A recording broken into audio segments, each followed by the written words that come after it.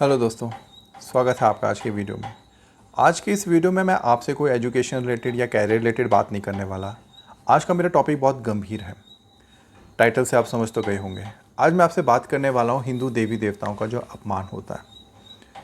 कई तरीके से अपमान किया जाता है हिंदू देवी देवताओं का, चाहे वो तस्वीर को नुकसान पहुँचा के या उलझुल तस्वीर बना के अपमानित करने के लिए, या कोई ऐसी मूवी बना के जिसमें हिंदू देवी देवताओं का अपमान किया जाता है, या कोई ऐसे प्रोडक्ट्स बना के जिससे भी अपमान हो।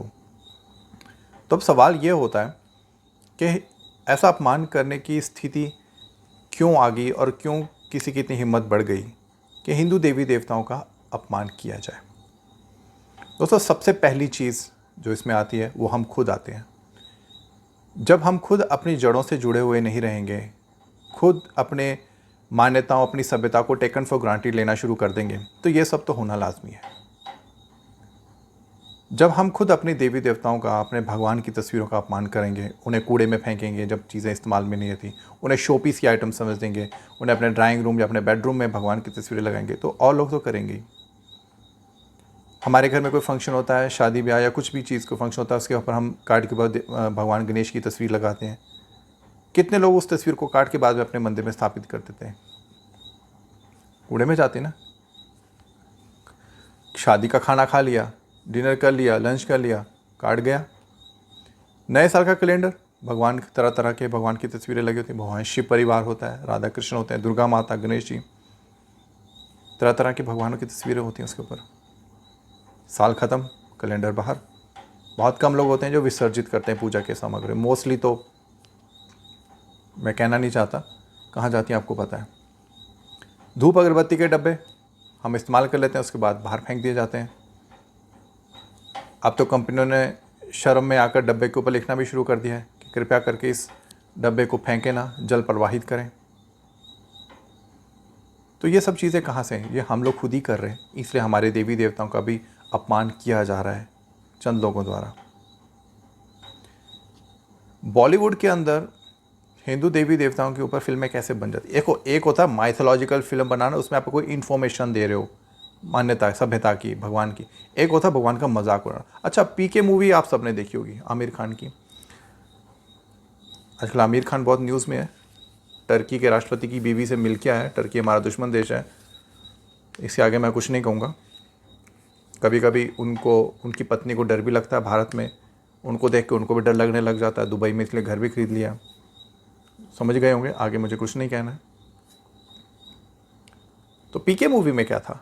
पीके मूवी में साक्षात हिंदू देवी देवताओं का अपमान था। मैं टू दी पॉइंट बात कर रहा हूँ।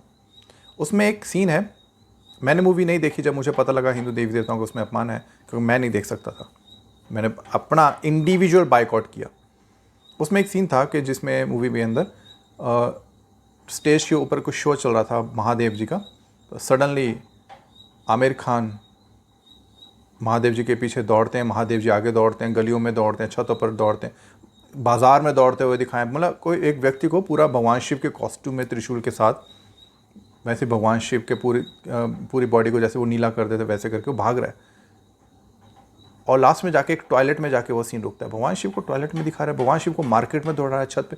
सिंबलाइज क्या करना चाहते हो आप? That you have taken for granted for Hindu देवी देवतास।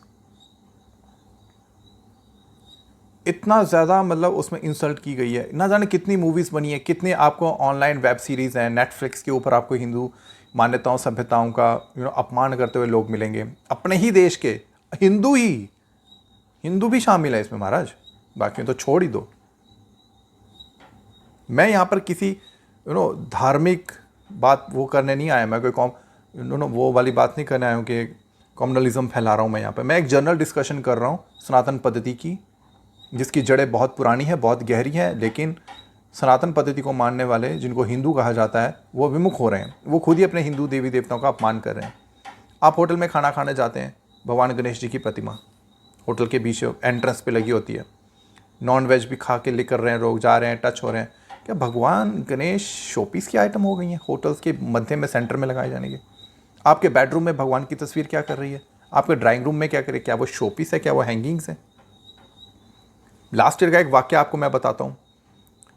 अमेज़ॉन ऑनलाइन शॉपिंग, बहुत सामान खरीदा होगा आपने, बहुत अच्छी बात है, वेरी गुड।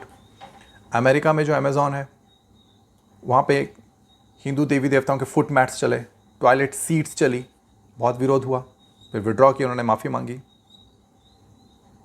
हिंदू देवी देवताओं के बीड़ी के बंडल के ऊपर फ़ोटो बनाए जाते हैं, ऐसी ऐसी चीज़ों के ऊपर तस्वीर बनाई जाती हैं जिनको मैं बता भी नहीं सकता। वो कहाँ से हिम्मत आ गई? हमने हिम्मत दी उनको, क्योंकि हमने खुद सम्मान नहीं रखा, हमने कुछ स्टैंडर्ड रूल्स एंड प्रिंसिपल बनाए नहीं। मैं आपको एक और एग्जांपल देता हूँ। गणेश उत्सव मनाया जाता है जो हफ्ता 10 दिन चलता है हर साल। गणेश जी की मूर्ति हर इंसान अपने सामर्थ्य के अनुसार, खासकर महाराष्ट्र में तो बहुत होता है, वहीं का उदाहरण दे देता हूँ। गणेश जी की मूर्ति स्थापित की जाती है, पूजा की जाती है, भोग चढ़ता है, स्नान होता है डेली, धूप आरती बंदन जो उत्सव होता है, भजन होते हैं। हफ्ते के बाद उनको विसर्जित किया जाता है, जो परंपरा है। दोस्तों, कभी देखा है विसर्जित कैसे होता है? और विसर्जन के नेक्स्ट डे देखना क्या हाल होता है। समुद्र में जब विसर्जन की जाती है, गणेश जी की मूर्तियाँ ऐसी बिखरी पड़ी होती हैं, औंधे मुँह, कोई जानवर उसके ऊपर बैठा हुआ है, कहीं कोई बॉडी पार्ट खंडित है, मूर्ति टूटी हुई है। घोर अपमान, कोई गली में सड़क के फुटपाथ पे छोड़ के चला गया है।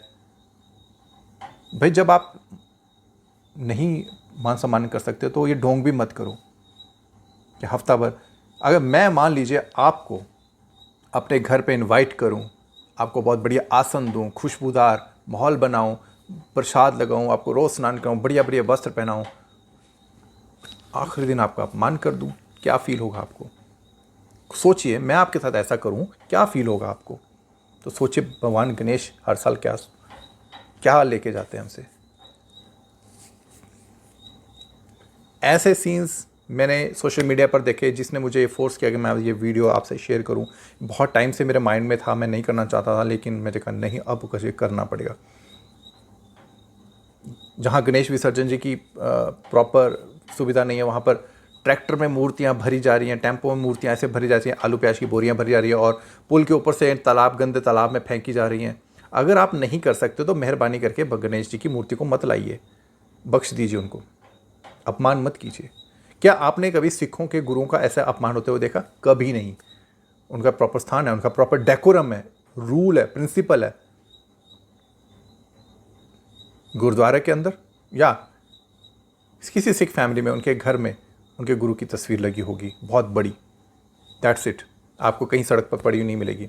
इस्लाम धर्म के अंदर वैसे ज़्यादा तस्वीर की कोई मान्यता नहीं है, लेकिन फिर भी उससे रिलेटेड कोई भी चीज़ आपको सड़क पर या कचरे में नहीं मिलेगी, रद्दी में नहीं मिलेगी, क्राइस्ट की नहीं मिलेंगी आपको। हिंदू देवी देवताओं की आपको मिल जाएगी। क्यों? We have taken for granted our gods, we don't respect them, and then we respect the world should respect them. How?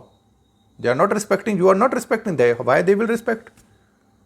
वो तो मानते भी नहीं। उनके लिए तो हिंदू देवी देवता 8 भुजाएं, उनके लिए तो डेकोरेटिव आइटम है भाई। कैसे बन गई डेकोरेटिव आइटम? कैसे बन गए शो पीस? हमने उनको ये राइट दिया क्योंकि हमने खुद उनको वैसे ही बनाया। हमने खुद उनको अपने बेडरूम में लटकाया, खुद हमने उनको होटल के मध्य में खड़ा कर दिया कि गणेश जी आप बैठिए, बस देखते रहिए, लोग आ जा रहे हैं, बस बना रहे, शुभता बनी रहे। We have done all the stupidities to our gods. इसी वजह से कुछ लोगों की, कुछ मान्यताओं को मानने वालों की हिम्मत इतनी बढ़ गई कि वो अपमान करते हैं। हमारे घर में हिंदू देवी देवताओं में मूर्ति टूट जाती है तो हम छोड़ आते हैं। क्यों? मैं ये बात पूछता हूँ, आपके बच्चे का बाजू टूट जाए अनफॉर्चुनेटली, तो क्या आप अपने बच्चे को घर से निकाल दोगे? नहीं ना, प्लास्टर करते हो ना, रिपेयर कराते हो ना, तो मूर्ति को क्यों निकाल देते हो?